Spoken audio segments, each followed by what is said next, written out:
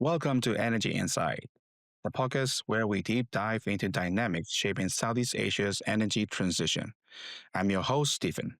Today, we turn our attention to Indonesia, a country with vast renewable potential, but a power plant that still puts fossil fuels first.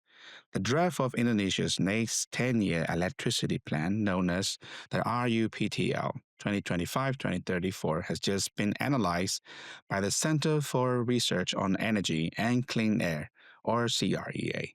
Their report uncovers a strategy that delays renewable deployment, expands fossil fuel infrastructure, and risks locking in decades of emissions. To help us break down the findings and implications, we are joined by Katherine Hasan, an energy analyst at CREA based in Jakarta.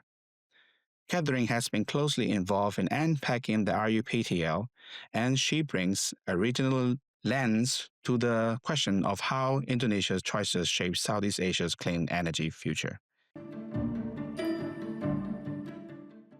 Katherine, welcome to the show.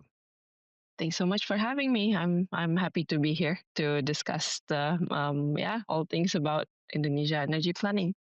Thank you. It's a pleasure that you join us. So let's start by setting the context. So understanding more about Indonesia power plan. What exactly is RUPTL and why it is such a crucial document for understanding Indonesia's energy direction? Thanks. So yeah, RUPTL is getting more and more kind of known.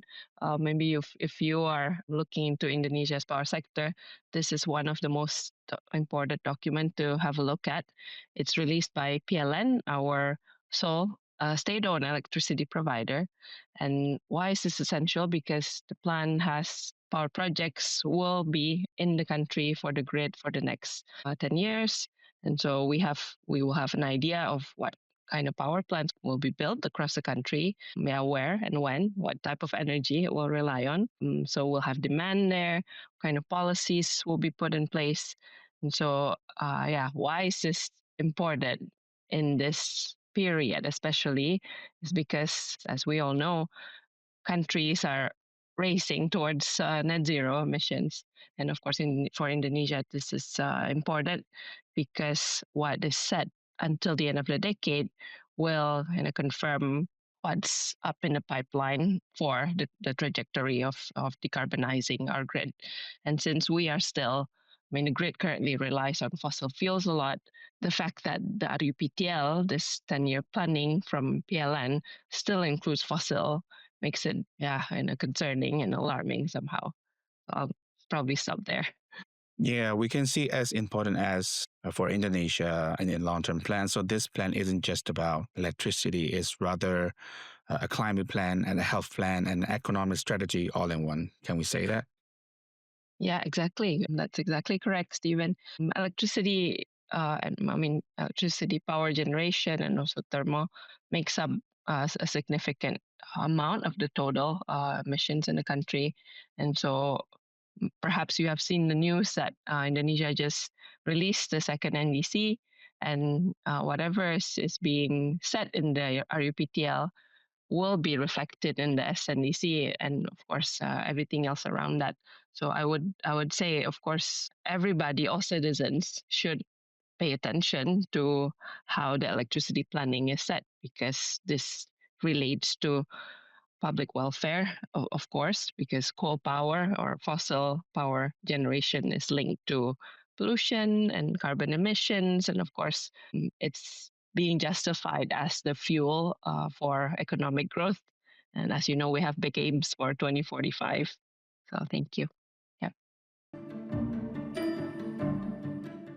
Yeah. So the plans, the emissions, and everything it comes with the report that we have learned.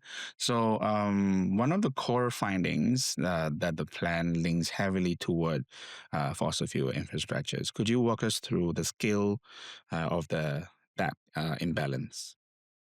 Yes, of course. Our analysis, well, the plan itself shows that there's still 16.6 gigawatt of coal and gas power capacity to be added in the next 10 years.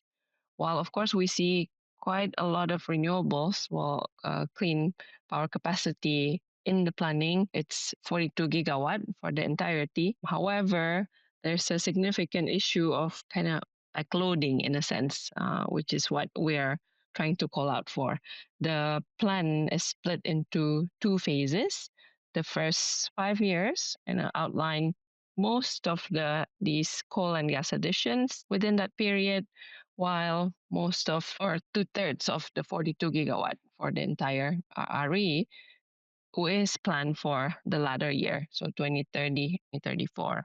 And of course, this is a big issue because that means PLN or Indonesia is kind of delaying the scaling up of clean energy to the latter year and will just prioritize the the fossil expansion, and particularly gas power.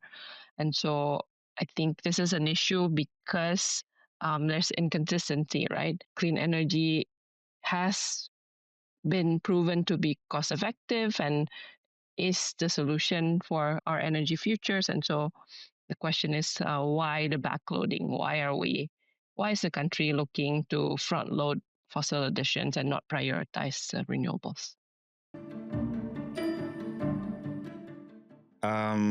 So let's move on to the deep, more deeper to the report that about governance, transparency, and the public voice.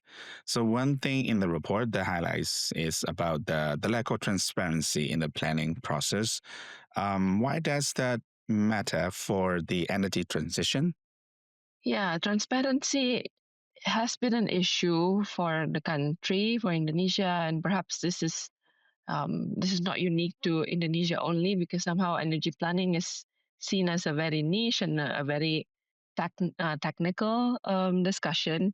But we know that it's not, because electricity, especially public electricity, is paid by the people, right? And the way electricity is used, the society is being more and more aware of every kilowatt hour that we are using because we're paying for it. We have to be mindful of how it's spent, how we can save it. But of course, beyond this, our daily activities are being fueled more and more by, of course, everything is electrified now. I don't have to cover the entirety, but of course, things are shifting to electric vehicles and more use of course, digitalization and how we gather information, how we process information. And so I think having that in mind, um, and electricity planning becomes everybody's, I guess, concerns, because we want to know what is how things are now, especially having in mind that transition will happen in the future, in the near future. What is being decided by the government? Is the government prioritizing renewables? Is the government consulting the communities, the research, the experts, the national experts, the global experts that are involved? What about the civil society? Well, because CREA has a focus on health impacts, we do look at how energy planning is linked to public welfare, especially in the lens of health impacts from the pollution that the current fossil power generation releases. And so that's another point of view. What is being done to make sure that the transition is done thoughtfully, that emissions control are being put in place, and there's good linkage between energy and clean air. I think, yeah. So yeah, there's even more stakeholders will be involved, because energy transition is not just a matter of technical planning. It's well beyond that, socioeconomic and of course the future of everyone of the country.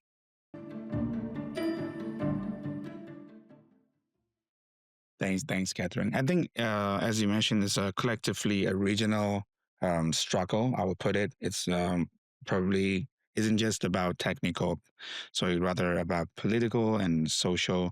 So, is it something other countries in the region are struggling with it as well? Is that a statement that you can share? Yes. So while of course this will be very unique, country to country, but we should definitely have a regional angle about this, and maybe the term ASEAN power grid becomes even more mainstream now. So there's regional collective movement or discussion that's being had. How Southeast Asia will be transformed over the next coming decades. Um, the process itself, of course, is changing, but it's happening rather too slowly, I would say, especially in this era where we're well connected. The world is really well connected, and so I think making sure that the process is inclusive will require um, more knowledge being shared across the table, across everybody. Um, I'm thinking of course, the youth, the academics for sure, and the local communities that will be most affected by these big decisions. Maybe critical minerals has been coming up, but critical for who and how is that being managed through this time. And so of course, yeah, transparency will mean that there will be support across the collective and making sure that there's just and fair way to during the process. Thank you, Catherine. So all these decisions, plannings, processes, there will be lessons and findings and implications going forward. Whatever the choices, regionally or by each country. So let's widen the lens. What do Indonesia's choices mean for the broader Southeast Asian region? Yeah, I would start by I think we all know this. Indonesia is the largest population, the largest economy in the Yes. region, and unfortunately, the largest emitter as well. And so, any decision that's being made by Indonesia has sets the trajectory for the region. If Indonesia decide to really delay the renewables until later, until beyond 2030, and still and then doubles down on fossil infrastructure, yeah, this is not a good signal, and it's truly going against what maybe President Prabowo has been saying to the international forum, that there's an aim to accelerate fossil power phase out, and also the RE 100% RE aim by 2035. You might have seen the headline. So that goal is very real to how climate pathway is being discussed, and that's the aim that should be realized. And I think thinking in this lens of for the broader Southeast Asian region, if this is being implemented, there will be so much opportunity. Not only that it will foster this move, it will bring momentum to the region. It will also maybe create opportunities for maybe not just national but also regional supply chain for clean tech. It will only help with the cost effectivity and making sure that there is reliable supply chain established in the region.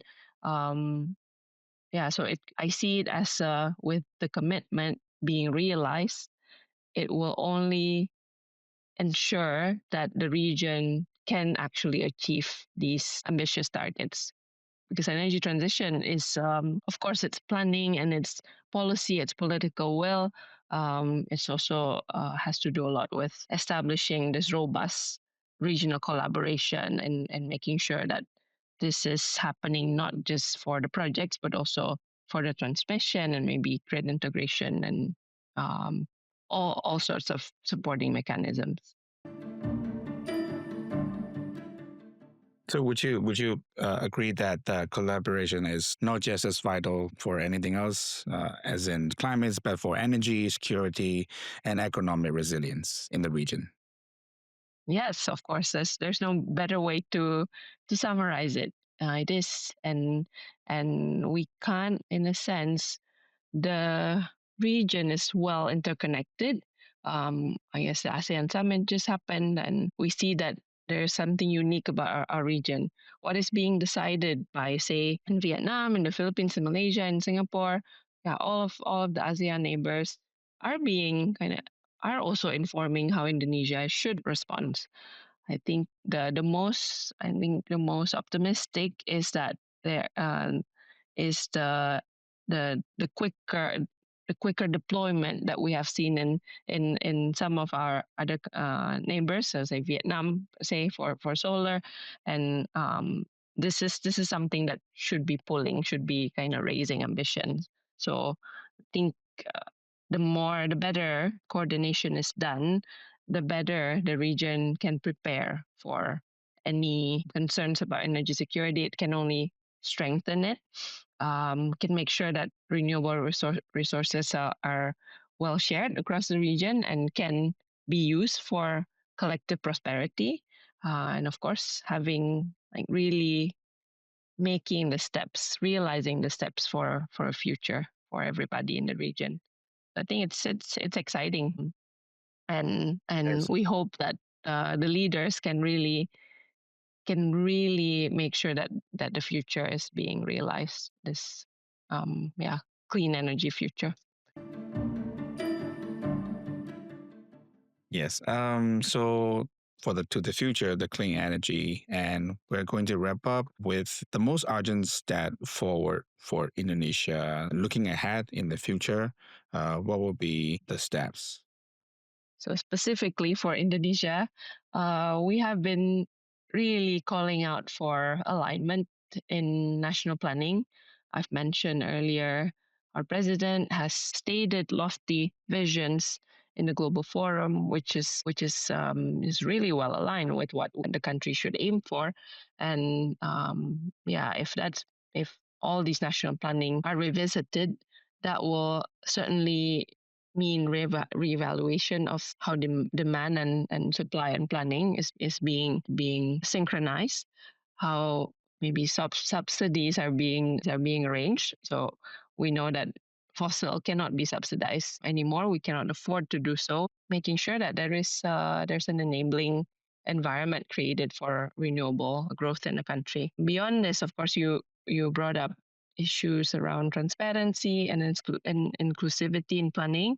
So that's something that we hope could be improved in the country, making sure that we have experts talking to civil society, to environmental groups, and the public essentially. And I also wanted to raise a point about accountability because while we are discussing about RUPTL, the planning is we have seen that there is a big lack of implementation from the previous plan. And so that brings a question, how do we make sure that Indonesia as a country can achieve these plans? Who are in charge of these targets? Who are enforcing? Who are reporting and revealing that these are that projects are actually moving forward? And what roles do we all have to play in making sure that this happens? So yeah, lots of things to take care of, but yeah, it can only be can only look up from now on if things are done more transparently, I would say. Sure, Catherine. We can definitely looking forward to. So, and for our listener working in policy advocacy or business, as we're wrapping up, one key takeaway from this conversation that you want to add on? mm, I would say we one takeaway is that we all have a role to play in this. I mentioned earlier our lives are getting more electrified, and what is being decided for electricity planning will impact our future. I've spoken to quite a few different stakeholders, and seeing a common thread, seeing how any if decisions are not made in a timely manner, because we are in a defining decade now, it's very important that any aspirations or any wishes for the future is well reflected in the government in how policymakers sets the future direction. And so yeah, we all should make sure that all the actions that we participate in can push for progress forward, demanding transparency, making sure clean energy projects are proceeding, are moving forward.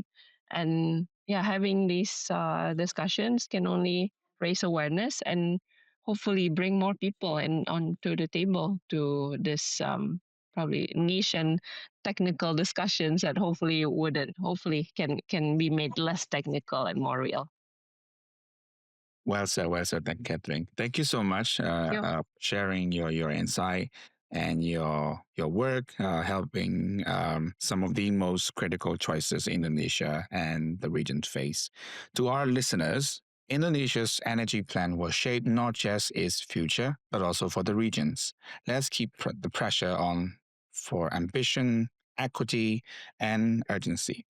Thank you for tuning in today's episode. If you found this episode insightful, don't forget to like, share, and subscribe to stay updated on the latest in the energy transition. For more in-depth analysis and updates, visit our website at energytracker.asia. Thanks for tuning in, and I'll see you next time on Energy Insights.